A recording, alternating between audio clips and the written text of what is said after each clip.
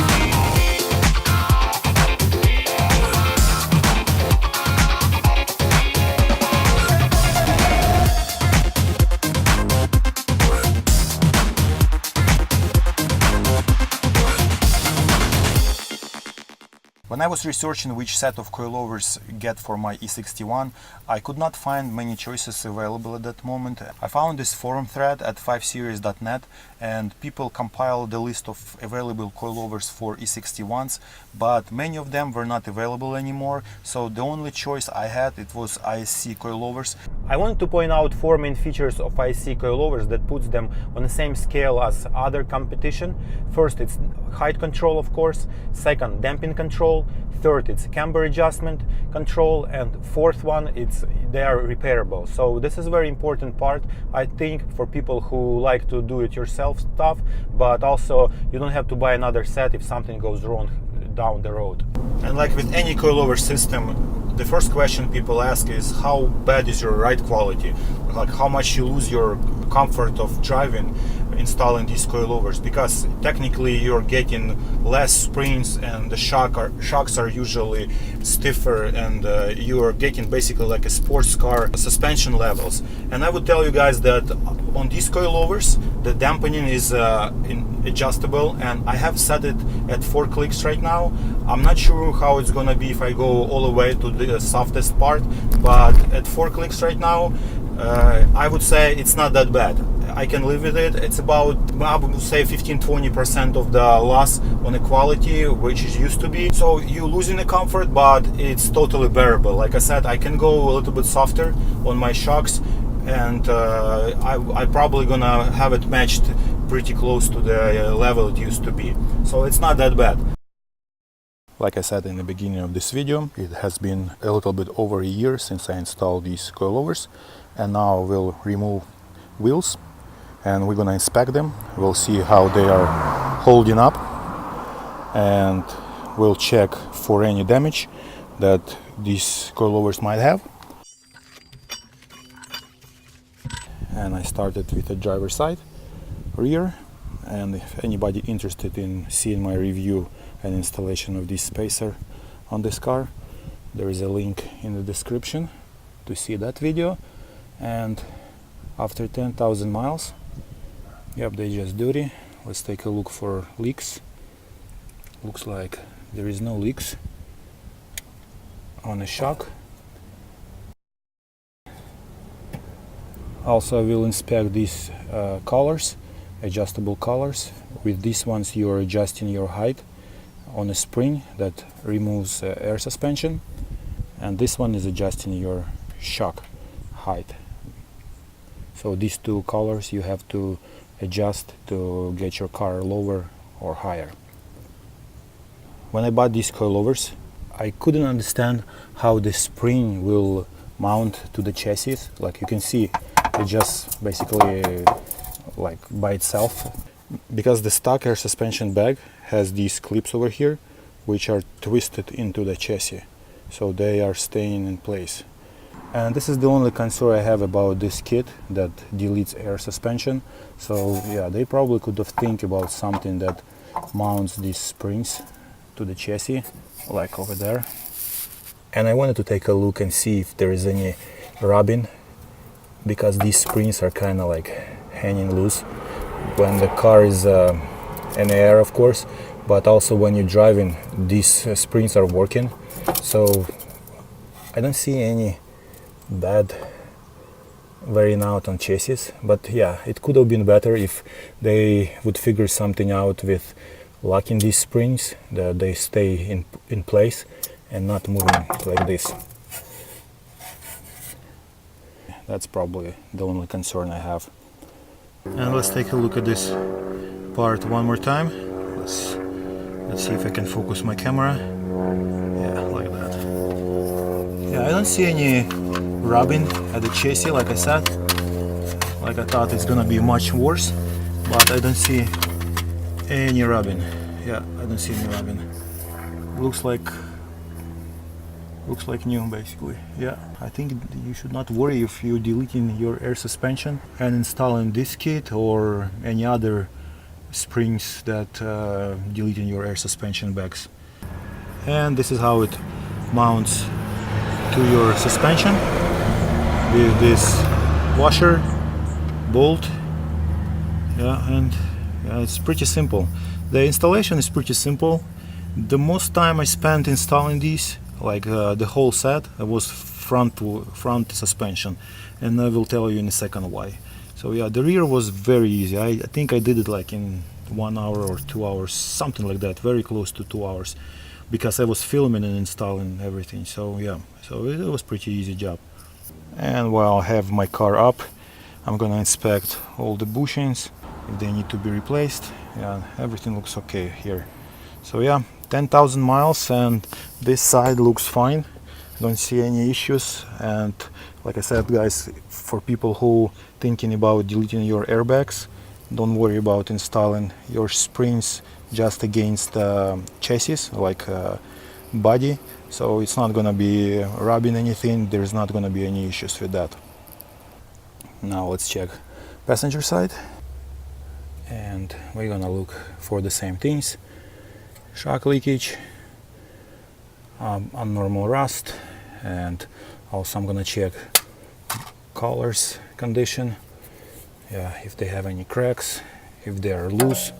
Check it out, guys, it even has a spider web inside. And same thing with the spring. There's absolutely no signs of rubbing against the chassis. Yeah, it just looks funny that it's like not in a place, like wobbling when the car is lifted. Never heard any rattling because of this. Yeah, you can see it just has a little bit of this residue over here. So, but other than that, it's not that bad. And now let's check front suspension. And when I was installing these coilovers on my car, I had some issues. Not because of the coilovers, I must say, but because this is a xDrive car, so it's all-wheel drive, and this drive shaft did not allow me much room. When I was removing the old one, the stock one, did not allow me much room, so it was a little bit harder. This is how they look after 10,000 miles, a little bit more than a year. Yeah, of course they are dirty, but I did not clean it on purpose, just to show you guys how it's gonna look. To tell you the truth, I already took this wheel a few months ago when I did my water pump. I needed to reach two hoses on this side. I noticed that this sway bar link over here, the rubber part, is pretty bad. It's kind of like dried out, and yeah, these are supplied with coilovers. I'm not sure if ISC makes them, but I think for 1 year of use it's not good. I think they could do a little bit better on this one. So yeah, definitely this needs to be replaced. And the only issue I found so far, the rubber is pretty bad. It's all dried and you can see it's falling apart. Yeah, and probably somebody will say that 10,000 miles and a little bit more than a year, it's not enough time to see any problems, but I still think people need to know how they're holding up. Driver's side, and we're gonna check for same things. And the first thing I checked was this link, sway bar link. Yeah, this one seems fine. There is no problem with the rubber part over here. It's soft, Yeah, and let's take a look at the top part. Yeah, it's soft, no cracks.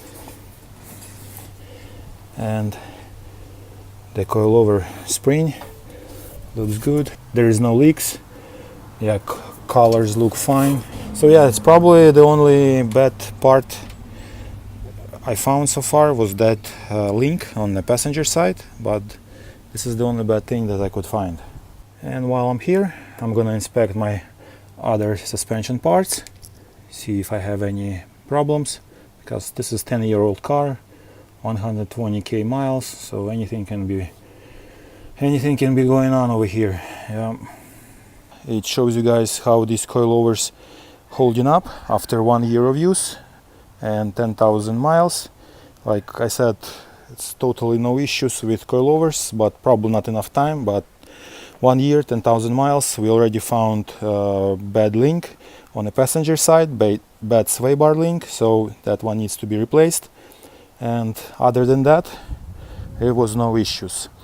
To adjust your vehicle's height with coilovers, you have to use wrenches like these ones. ISC provides 2 wrenches, one for big collar and another for small one. I did not use wrench for big collar. The manufacturer don't advise you to mess with these collars over here unless you know what you're doing. So what I did, I unscrewed this collar over here with a small wrench, and then by twisting this whole assembly, I adjusted my height the way I needed. To adjust your coilovers damping, or how soft or harsh your ride is, you must use tool like this one over here. It's provided by ISC, and actually every coilover manufacturer sells or provides wrench like this one with their coilovers.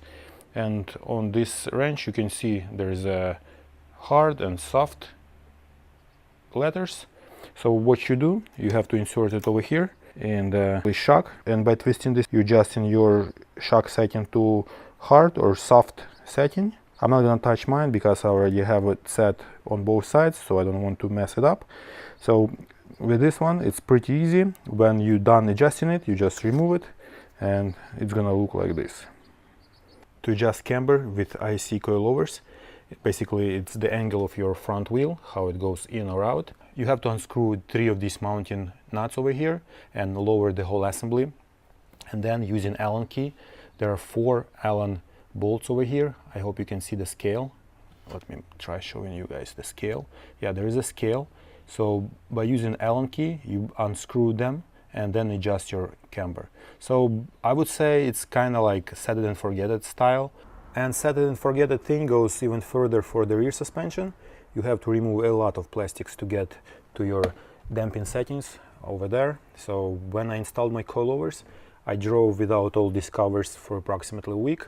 Then I had my suspension adjusted, set, and I put everything back and it's done. The only thing I have to adjust right now, or I can adjust right now, I would say, is gonna be my rear suspension height, but the damping settings are set, and to adjust that, like you guys see, you have to remove a lot of plastics. To conclude this video, I wanted to say that I definitely recommend these coilovers to anybody who's looking for the set for their E61. I think it's a good value for $1,000. You have all the major features you need to adjust your car height, damping, camber, and also you can delete your air suspension bags if you need to. And I would definitely recommend this set. And tell me in the comments below what you guys think about review like this, and I'll see you guys in the next video. I needed to go to this camp in the middle of nowhere, somewhere in Oregon, to pick up my daughter from kids camp, and I decided to drive 5 Series with coilovers, and I think it was a really bad idea. This last 20 miles was road like this, basically gravel, and the top speed I was doing is like 15 miles per hour. It says 35 speed limit right here, but obviously it's not the ideal car, especially on coilovers, to drive on road like that. Of course, ride quality is not what I would expect. Yeah, really right road.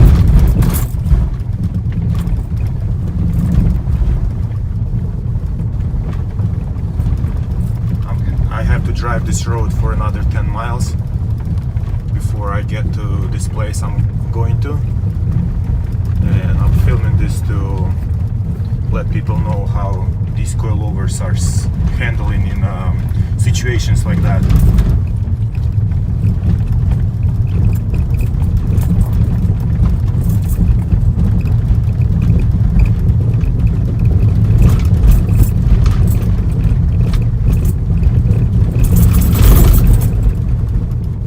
That's my keychain that's rattling really loud. I could go faster, but my car is a little bit lower than it used to be, and I don't want to damage the bottom, anything at the bottom basically, with gravel rocks. So that's why I'm just driving 15-20 miles per hour.